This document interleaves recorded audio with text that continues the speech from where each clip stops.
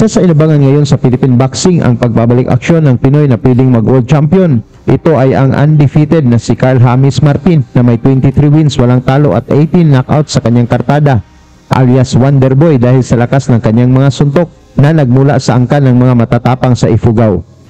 Ngayong September 7 ay posibleng mapapalaban si Martin kontra sa Mexican boxer na si Anthony Jimenez na may 18 wins, 9 losses at 5 knockouts sa kanyang kartada.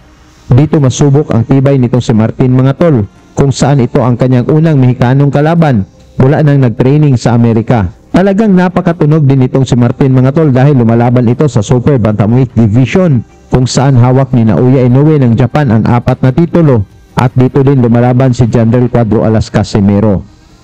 Sa kasalukuyan, mga tol, si Martin ay rank number 3 sa WBO at rank number 6 naman sa IBF kung saan nag-training na ito sa Amerika matapos pumirma ng kontrata sa Manny Pacquiao Promotion ni Pacman at magkaroon ito ng laban sa PBC at TGB Promotion. Bago natin mapanood ang laban ni Martin sa Amerika, atin munang balikan itong kanyang laban kontra sa isang world-class boxer na si Chaiwat Buatratok ng Thailand na may 40 wins at 26 knockouts sa kanyang kartada na lumalaban na sa isang World Championship fight. Sa laban na ito ay dala ni Martin ang record na 22 wins, walang talo at 18 knockouts, habang si Buatratok naman ay may 40 wins, 8 losses na may 26 knockouts. Paglabanan nila dito ang bakanting WBO Global Belt na nagmula kay General Cuadro Alas Casimero. Naging mainit kagad ang palitan ng suntok ng dalawang boxers dito sa opening round, mga tol. Naka-white rank si Martin habang black naman ang suot ni Buatratok. Ang festivals and for very sacred occasions, ano? Pero kung nakikita mo, partner, parang yung si Buatratok is the bigger yes, fighter. He's the taller fighter. Saka heftier, eh. Makikita mo yung mga shoulder niya. Malalaki ang mga titulo. Yes, for sure. Take quickly. It's important, partner. This is patience. Pacing is important. Miss Martin is trying to size up Buatratok. Baga sinasabi sa Filipino, teaser from Thailand. So Highlander. Both are known for their warrior mental fight that we're seeing. Carl, like I always said, pag kino-cover natin siya, Carl James Martin could beat you in 2 ways. He could beat you by points, and he has the power to deliver that knockout. Exactly. And of course, Carl has been constantly evolving. There you have it, a double jab and Trying to gauge kung hindi lahat ng boxer may ganon capability. And na sumusuporta kay Carl. Huge shot by both boxers at that exchange. But keeping the focus. That Carl James Martin, hindi mo matatawaran yung hard na time. May wala siyang schedule na fight.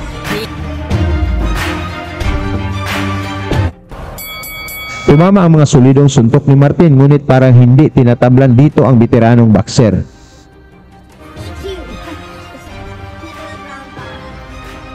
Chaiwat Buatratok, yes. And this global title by the WBO is a good nakuha ang world title of him right now.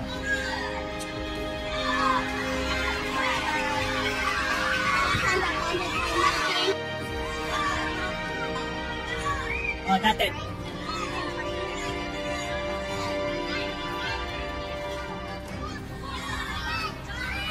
Ang yan ang game plan ngayon ni Chaiwat Buatratok. A nice uppercut by Carl James Martin. Oh!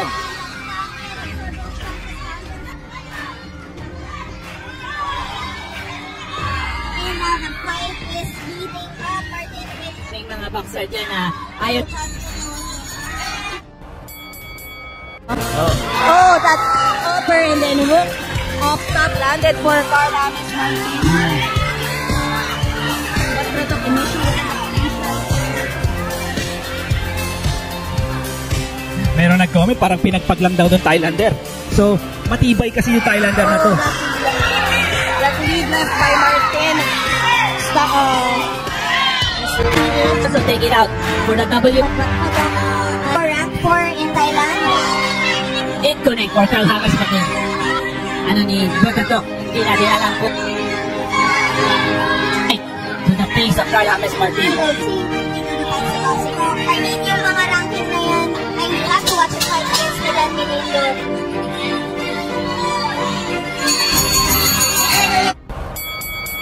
Sa round 5 mga tol, mula sa mga malalakas na pinakawalan ni Martin, nasaktan nito si Buat Kratok ngunit patuloy pa rin itong lumalaban. With that high guard, just absorbs that punch and counters. But that was a scoring punch. Oh. And yes! To just corner Martin, but Carl answers with the combination, was hit right there as he was getting out. Talagang sigawan ng mga Pinoy fans na naghihintay sa pagbagsak ng Thai champion.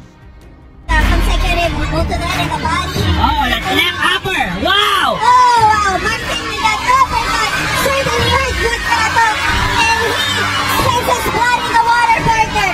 Oh wow. I think Martin is smelling blood right now. Yes, smelling that uppercut that got through the veins. Wow! Oh wow. Compose. Oh. Compose. Oh wow, just I think Buat Kratok. Medyo sa katawan talaga. Oh. Ininda talaga ni Buat Kratok yung mga body combination ni Carl James Martin. And of course, what started? Oh, nice left by Martin! Oh, his knees are wobbling. Resilient din yung Buat Kratok, partner! Of course. Pinamana naman siya ng 1-2 doon! Oh! Wow, he was able to recover from that.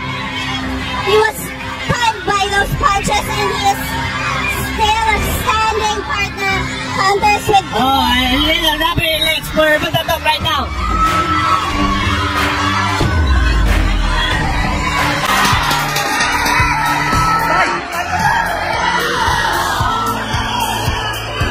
There you have it. Oh wow, another punch.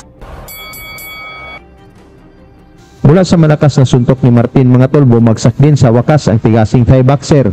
Tumayo man ito ngunit halatang hilo pa. Something.